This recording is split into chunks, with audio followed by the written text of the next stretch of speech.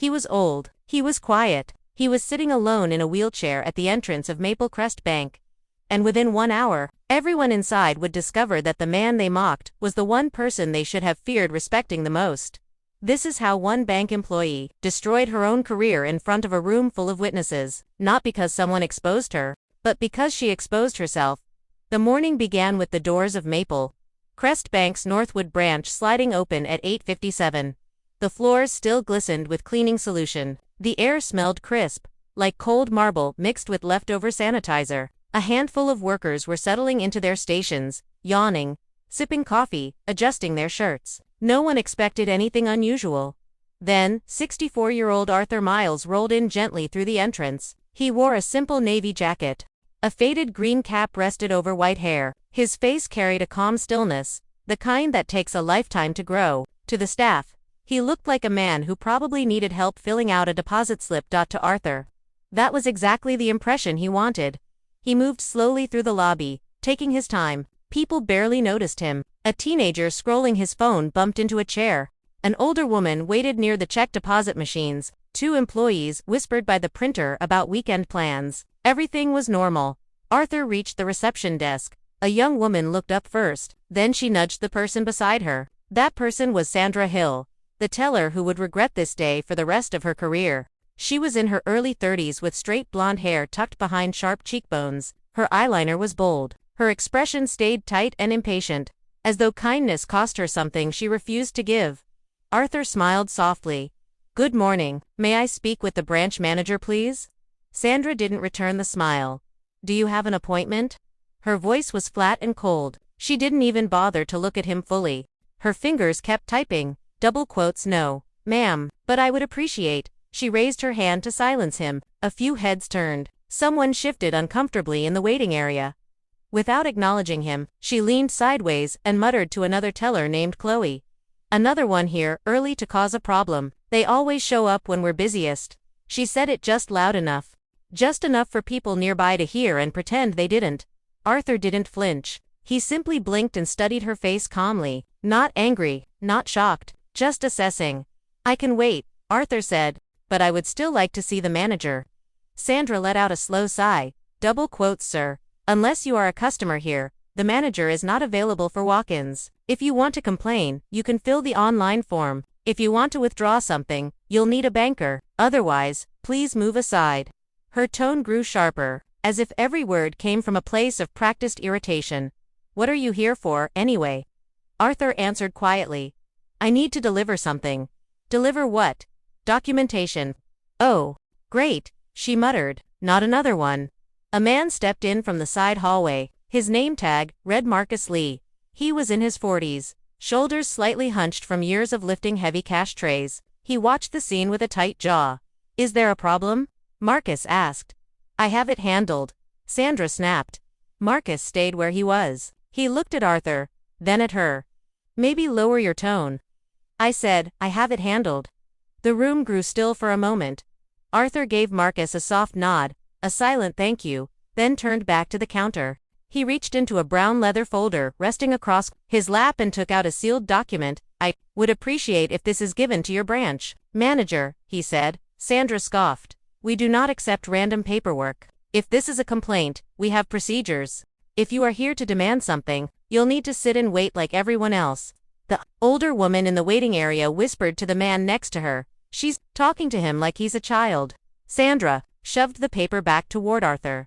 "If you're not signing in, you cannot block the reception." Arthur turned calmly to Marcus. "Would you mind taking a look at this?" Marcus approached. Sandra tried to stop him. "He doesn't need to." Marcus raised a hand. "Not to Arthur, to her." He opened the document. His eyes widened. He stepped back slowly, then read the bottom line again, as if making sure it wasn't a mistake. "I think you need to get Mr. Lawson." Marcus said. Sandra frowned. "Why?" "He's in a meeting."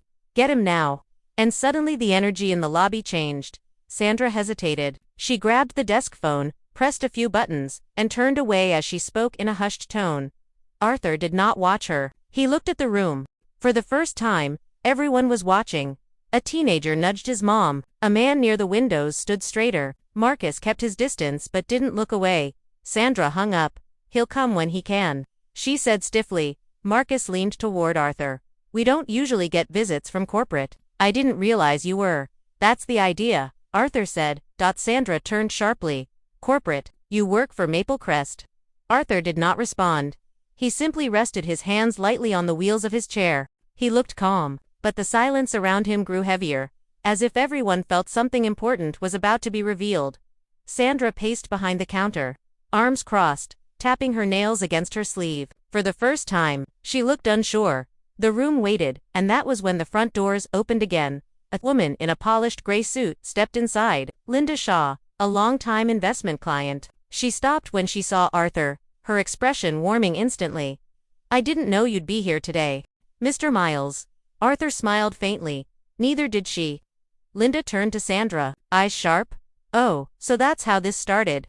Sandra opened her mouth, then closed it again. No words came out. Linda stepped away politely, but the message she left behind hung in the air. This man mattered, far more than anyone in the room realized.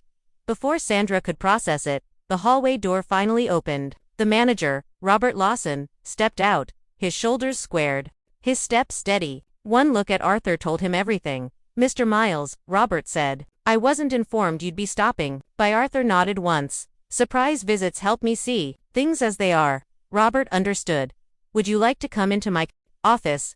Arthur gestured to the counter. The document will explain why I'm here.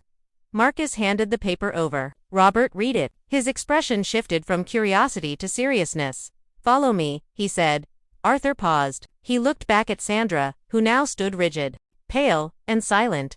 You have full camera coverage in this branch? He asked Robert. Yes, all internally. Good, I would like to review this morning's footage. Robert nodded. Of course. Sandra stepped forward, voice crumbling. I didn't know who he was. Arthur answered calmly. You meant every word you said, you just didn't expect anyone to hear it. He turned and began rolling toward the hallway. The room stayed silent as he disappeared inside, and for the first time all morning, Sandra realized she wasn't in control anymore. She had never been. Robert's office door closed behind them, but the tension in the lobby stayed behind like thick fog settling across the room. No one spoke. No one pretended to look at their phones anymore. Even the teenager who had been hunched over his screen earlier now kept it face down on his lap, eyes fixed on the hallway. Inside the office, Robert pulled up the security feed while Arthur waited in silence. The computer hummed softly as the timeline scrolled backward. The footage loaded, and there it was, from the moment Arthur entered the bank. Every dismissive gesture, every raised palm, every remark Sandra thought no one important would hear. Every shiver of disrespect that moved through the room. Arthur watched quietly. Robert did not interrupt. He knew there was nothing to defend. When the clip finished, Arthur spoke. I need this file sent to legal.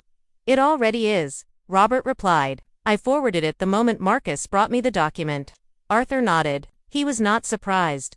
It was why he trusted this branch more than others. Outside the room, Sandra remained frozen behind the counter, her jaw clenched. Her fingers fidgeted with her pen until she dropped it by accident. She didn't pick it up. She couldn't. Her mind spun through excuses, justifications, desperate explanations that sounded empty even in her own head. Chloe edged toward her in a small, hesitant step. Are you okay? Sandra didn't respond. She heard the whispers. She felt the stares. And for the first time that morning, she realized she was standing alone. Across the room, Marcus returned to his station. He opened a computer tab he wasn't even reading. His focus drifted toward the hallway. He kept replaying her words, remembering her tone. He had seen her belittle people before. He had felt uncomfortable many times but stayed quiet to keep his job. Today felt different. Today felt like something he couldn't ignore. Near the window, Linda sat with her purse in her lap. She was calm, but the look in her eyes was firm. She had seen too much in her years of dealing with people to let cruelty pass unnoticed. She watched Sandra with a steady gaze, not out of revenge or spite, but out of disappointment. And that stung more than anything. Back in the office, Robert rubbed his forehead. We've had issues before, he admitted. Complaints about tone, dismissive behavior, but nothing like this. Arthur didn't react. His voice stayed even. It's rarely about the first time. It's about the moments people think don't matter. Robert sighed. And today mattered. Now the hallway door opened. Robert stepped out first. Sandra straightened instinctively, as if posture alone could wipe the slate clean. Arthur followed, rolling slowly into the open space. The entire lobby seemed to tilt toward him, waiting for what would come next. Robert faced Sandra. "Come with me, please." His tone had changed. It carried the weight of finality. Sandra swallowed hard, her throat tightening. Her shoes felt glued to the floor. "Why? What is this about?" "You already know," Robert said. He didn't raise his voice. He didn't need to. Authority doesn't shout when truth is obvious. Sandra followed reluctantly, her step stiff. She avoided every eye in the lobby, looking only at the floor. The office door closed behind her. The silence outside deepened. Marcus exhaled softly. Chloe wiped a nervous hand across her forehead. The older woman near the ATMs folded her arms, watching with a quiet sense of justice. The teenager leaned closer to his mother. "Is she in trouble?" "She put herself there," the mother said gently. 10 long minutes passed, then 15. No one moved. No one wanted to miss what would come next. They knew something irreversible was happening behind that closed door. Inside, Sandra stood facing Robert's desk. He sat with the same document Marcus had handed him earlier, but now a second paper lay beside it. A printed form. Termination. Her eyes widened. "You can't be serious." "This isn't about who Arthur is," Robert said. "It's about what you said, and how you said it, and how often it's been said before." "I didn't mean it," she whispered. "You did," Robert replied. "You just didn't mean for it to cost you anything." Her chest tightened. "You're firing me because he's corporate." "I'm firing you because you showed people who you are, and today, the room saw it clearly." Her arms wrapped around herself like she was bracing against a cold wind. "Hand me your badge and system login." She didn't move. "Sandra," he said again, softer but sharper. Now, her fingers trembled as she unclipped her badge. She placed it on the desk and typed out her deactivation code on the small device. When she finished, her hands fell to her sides. Empty. Exposed. Robert closed the folder gently. "You may go." She stared at him for another second, as if she wanted to find some thread of mercy she could cling to. There was none. She turned and walked toward the door. Her footsteps were heavy. Out in the lobby, heads lifted as the door opened. Sandra stepped out with her coat folded over her arm. Badge gone. She walked quickly toward the exit. Not one pair of eyes looked away. The doors slid open. Cold morning air rushed inside. She vanished into it without a word. Arthur watched her go, then looked at Robert. "All done." Robert nodded. The room waited. The story wasn't finished. Not even close. Arthur turned his chair, facing the staff. Faces stiffened. Shoulders straightened. Some looked ashamed. Some curious. Some deeply affected by what they had witnessed. "May I speak to your team?" Arthur asked. Robert nodded and gestured toward the break room. "I'll gather them." And just like that, the moment shifted again. Not toward punishment, but toward truth. While the staff slowly assembled in a semicircle near the waiting area, Marcus stood quietly, hands folded. He wasn't afraid. He wasn't expecting recognition. He simply felt relief that someone had finally spoken up in a place where silence had become routine. Arthur didn't rise. He didn't change his tone. He didn't need to. He spoke with the quiet certainty of someone who had lived enough to understand exactly how people work. And when he began speaking, every person in that room leaned in, drawn by something larger than discipline or rules. They were about to hear the truth they had needed for a long time, a truth that would change the entire branch. Arthur waited until every employee stood in front of him, 6 people in total. They formed a loose semicircle, unsure whether to stand stiff like soldiers or relaxed like listeners. Their eyes wavered between him and the floor. Even the janitor Joel had stepped out from the supply room, mop in one hand, the other tucked into his apron pocket. The lobby felt different now. Not tense, not loud, just waiting. Arthur placed his hands lightly on the rims of his wheelchair. His voice stayed steady. "I didn't come here today to punish anyone." That opening pulled the room closer. Shoulders eased, eyes lifted slightly. "I didn't come to test your banking skills or catch someone failing. That was never my purpose." He paused, letting everyone feel the weight behind the calm. "I came to see how people are treated when they don't look important." A ripple passed through the group, not a sound, just the kind of shift that happens when truth touches something uncomfortable.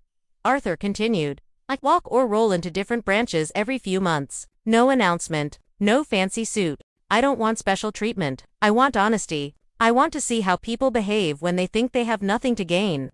One of the tellers, a young woman named Mia, swallowed hard and looked down at her shoes. She thought of every rushed interaction, Every moment she'd brushed off clients because she was tired or stressed.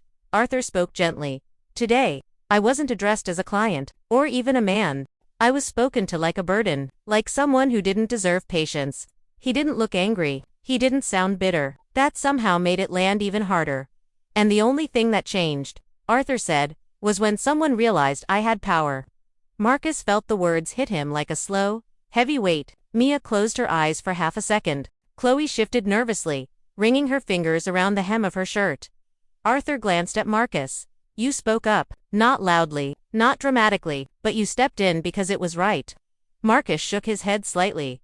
I thought I'd get in trouble for interfering. Maybe in some places, Arthur said, but not here. Not with me. Then Arthur turned his attention to Mia, who instinctively straightened. And you, Arthur said softly, you didn't say anything today. Not a word, but your eyes told the truth. You knew something felt wrong. Mia nodded slowly. I just didn't know if it was my place. Arthur leaned forward slightly. It's everyone's place to choose decency. Her breathing steadied. The words sank in deeper than she expected. Arthur looked at the entire group again. Humiliating a person doesn't require shouting. Sometimes it's the tone. Sometimes it's the look. Sometimes it's the assumption that someone has nothing to offer you. Joel, the janitor, stepped a bit closer, his mop leaning against the wall. He had watched countless interactions in that lobby. Every dismissal, every kindness, every moment someone treated him as if he were invisible. Arthur noticed him, and respect, Arthur said, isn't owned by the people with titles. It comes from how you treat every person who walks through these doors. The room went still again. Linda, sitting quietly nearby, watched as years of unspoken tension melted into something more honest. Arthur continued. You don't have to save the day. You don't have to make speeches. You don't have to challenge every wrong loudly. Sometimes the greatest act of courage is simply refusing to join in the disrespect. He turned slightly toward Joel. And sometimes, Arthur said, the people with the deepest dignity are the ones others overlook. Joel blinked. He wasn't expecting to be addressed. He straightened a little, voice soft. I just try to do my job. Arthur nodded. You do it with grace, and people notice even when no one says it. Joel looked down, trying to hide the smile creeping across his face. Arthur then rested both hands on his lap and took a breath. Someone lost their job today, not because of me, because she revealed who she was when she thought no one important was watching. The truth in that statement settled over the room like a slow descending blanket. No anger, no blame, just clarity. This branch can be better, Arthur said. It can become a place where no one wonders if they belong. That choice belongs to you now, not to me. Robert stepped forward, nodding slowly. We needed to hear that, he said. Arthur looked at him calmly. Then I hope you follow through. He started to turn toward the doors, but a voice called out quietly, sir. It was Joel. Arthur paused and faced him. Joel stepped closer, wiping his hands on the towel tucked in his waistband. I just want to say, Joel said, thank you for how you handled all of this. I've been here a long time. I've seen people treated badly. I've cleaned up after folks who couldn't bother to say hello. And I've seen others who gave respect without asking anything back. That kind of thing stays with you. Arthur nodded. And kindness, he said, costs nothing. Joel nodded back, eyes soft. It sure doesn't. Mia stepped forward next, voice trembling. I'm sorry I didn't say anything earlier. I saw everything. I just froze. Arthur looked at her gently. You did now, and that matters. She exhaled shakily, as if a weight she'd been carrying for years finally loosened its grip. In the far corner, a few customers gathered their belongings but didn't rush to leave. They watched quietly, taking in the kind of moment most people expect only from movies. Linda approached Arthur one more time. If you ever choose to take on a public role, she said with a small smile, you'd change more than just this branch. Arthur chuckled lightly. No speeches beyond these walls. Maybe, Linda said, but what you said today will stay with people. Arthur's voice lowered. Then let's hope their actions match their reflections. Robert approached again, holding a sealed envelope. This is a formal apology from the branch, signed by me, for everything that happened today. Arthur accepted it but didn't open it. I didn't come here for apologies, he said. I came here to understand the people who represent this bank, and I saw enough. Robert nodded respectfully. We'll be better. I promise. Arthur looked at him without blinking. Promises don't change cultures. People do. Robert swallowed hard. Yes, sir. Arthur turned toward the entrance. The automatic doors opened, sunlight stretching across the floor. He began to move forward, leaving a room full of people changed in ways they didn't expect when they woke up that morning. And just as he reached the threshold, someone spoke again. Mr. Miles.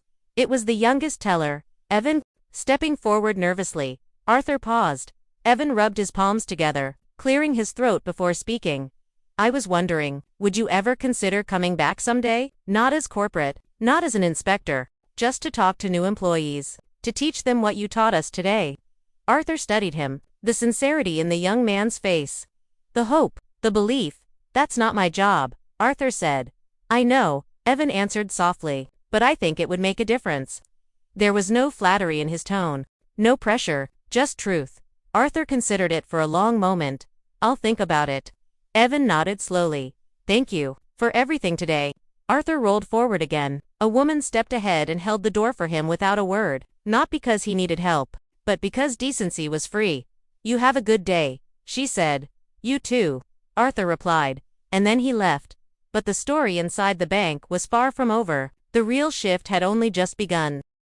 The doors slid shut behind Arthur, and the bank lobby fell into a quiet that felt strangely heavy, not the tense kind from earlier, not fear, something deeper, something that made everyone stand a little straighter. Robert stood in the center of the room with his arms folded, looking at the staff as they drifted back toward their stations. The day wasn't over, but nothing felt routine anymore. Routine had been cracked open. Evan returned to his teller booth. He took a slow breath before greeting the next customer with direct eye contact. The woman smiled back. Surprised by the warmth she rarely saw in banks, Marcus walked behind the counter and straightened the papers on his desk. The way Arthur had acknowledged him kept replaying in his head. It made him think about all the times he had wanted to speak up before but didn't. Maybe today was the start of something different. Mia returned to the loans desk. Her hands shook slightly as she organized her folders, but there was a determination in her eyes. She had always been kind but quiet. Quiet was no longer enough. Out in the lobby, a teenage boy walked toward the counter with his mother. The boy held a $5 bill in his hand. He looked at Evan. I want to open an account, he said. Evan blinked. He wasn't expecting that. Sure. What made you decide today? I liked how that man talked, the boy said. He was calm but strong. He didn't yell, he just waited. Evan nodded. Then let's get you started. The boy's mother smiled at Evan in a way that said she understood something important had just happened. Near the windows, Linda picked up her purse and made her way toward the exit. She paused beside Robert. You know, she said, what happened today could hurt or help this branch depending on what you do next. Robert nodded slowly. It will help, he said. We needed this wake-up. Linda gave him a steady look. Then hold your people accountable, all of them, not just the ones who get caught. I will, Robert said. You better, she replied before walking out. In the far corner, Joel continued cleaning the tile floor, but he moved differently now. Slower, more thoughtful. He stopped by the front window and gazed out at the parking lot where Arthur had disappeared. His eyes softened with a quiet pride. After 30 years in this building, he had seen people come and go, some kind, some careless, some who never bothered looking down long enough to see him. Today felt like a change he never expected. Back at the counter, Chloe tapped the keys on her computer but paused mid-sentence. She looked over at Marcus and whispered, Do you think things will actually change? Marcus nodded. They have to. She bit her lower lip. I used to laugh at Sandra's jokes. You know, the rude ones. I thought it was normal. Marcus looked at her. Gently, it's only normal until someone reminds you. It shouldn't be? Chloe took a deep breath and nodded. Then I want to do better. That's a good start, Marcus said. Meanwhile, Mia sat at her desk staring at a blank customer form. She felt something tightening in her chest. Not fear, something else. She stood up and walked over to Robert, who was reviewing something near the printer. Can I talk to you? She asked. Robert nodded. What's on your mind? Mia hesitated, then spoke. I want more training, real training, not just numbers and paperwork. Training on dealing with people, with empathy, with dignity. I want all of us to have it. Robert looked at her with raised brows. You want that for yourself? For everyone, she said. We need it. Robert considered this. The idea wasn't new, but the urgency behind her words was. I'll speak to corporate, he said. Mia corrected him gently. Speak to Arthur. The words carried more weight than she expected. Robert nodded. You're right. I will. Mia walked back to her desk, feeling like she had finally spoken truth after years of quiet.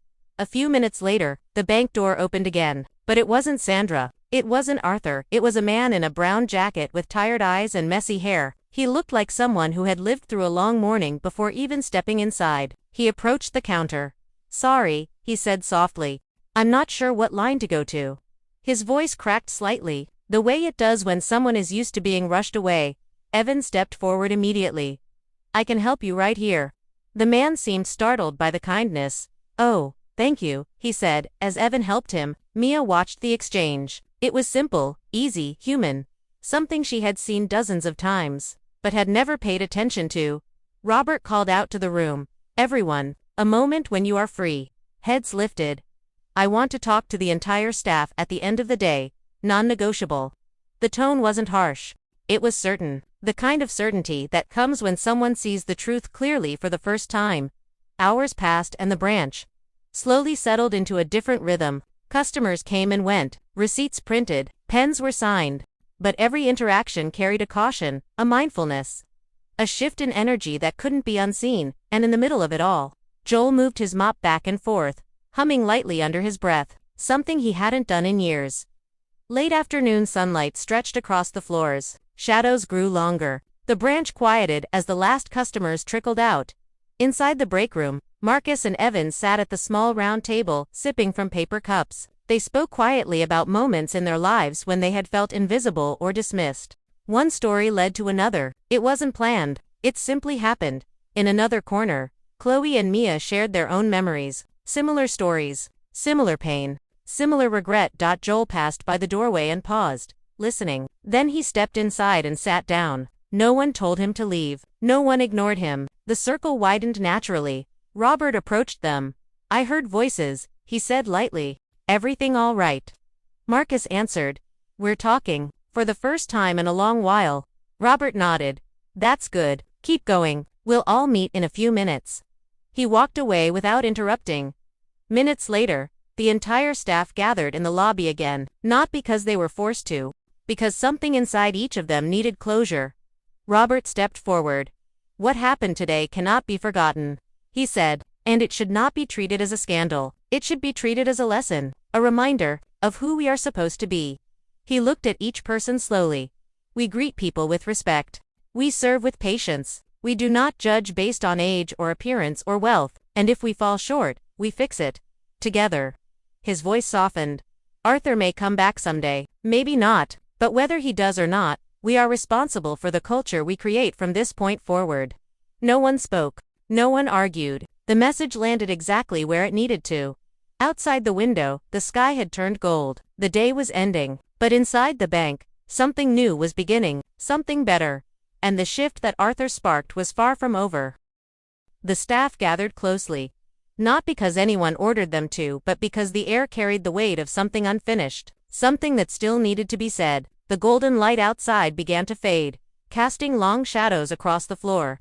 As if the day itself was waiting for the final moment to unfold, Robert looked at his team and took a slow breath. There's one more thing, he said. Something I should have said a long time ago.